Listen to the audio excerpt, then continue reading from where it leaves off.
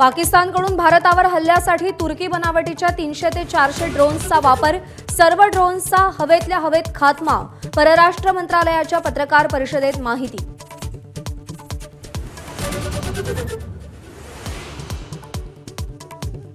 भारतानं प्रतिहल्ला करू नये यासाठी पाकिस्तानकडून नागरी विमानसेवेचा ढालीसारखा वापर, त्यामुळे भारतानं संयम दाखवला, भारतानं पुराव्यासकट पाकिस्तानला उघडं पाडलं।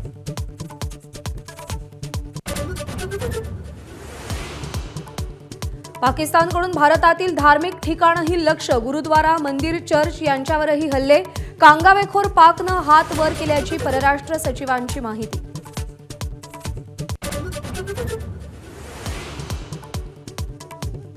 पाकिस्तानच्या लष्कराचा भ्याड हल्ला, कॅमेऱ्यात कैद, पूंछमधील नागरी वस्त्यांवर हल्ला, तर राजस्थानच्या जैसलमेरमध्ये पाकिस्तानी उखळी तोफांचा रात्रभर मारा।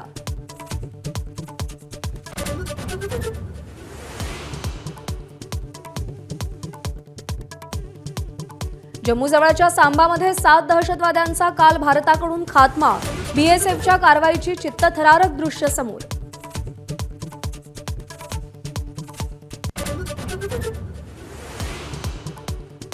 भारताच्या हल्ल्यानंतर दाऊद इब्राहिम पाकिस्तानातून पळाल्याची चर्चा, पाकिस्तान सरकारनं दाऊदला सुरक्षित जागी लपवल्याची सूत्रांची माहिती, मात्र दाऊद पाकिस्तानातच असल्याचा भारतीय गुप्तचर संस्थांना संशय।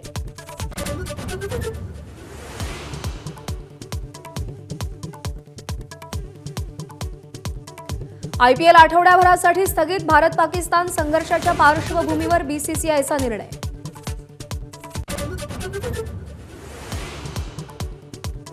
भारत पाक तणावाच्या पार्श्वभूमीवर पाकिस्तानची पीएसएल स्थगित, पाकिस्तान सुपर लीगचे उर्वरित सामने दुबईत खेळवण्यास यूएईचा नकार।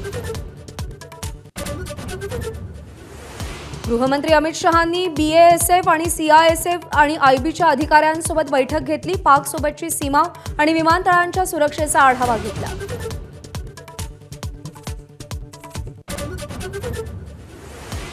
भारत पाकिस्तान एलओसीवर उरीमध्ये पाकिस्तान वापरत असलेलं चिनी क्षेपणास्त्र आढळलं, गोळीबार सुरू असलेल्या ठिकाणी ग्राउंड झिरो रिपोर्ट।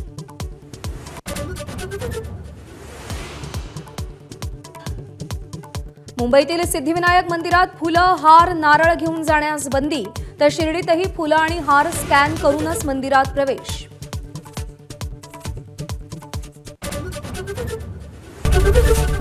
एबीपी माझा, उघडा डोळे बघा नीट।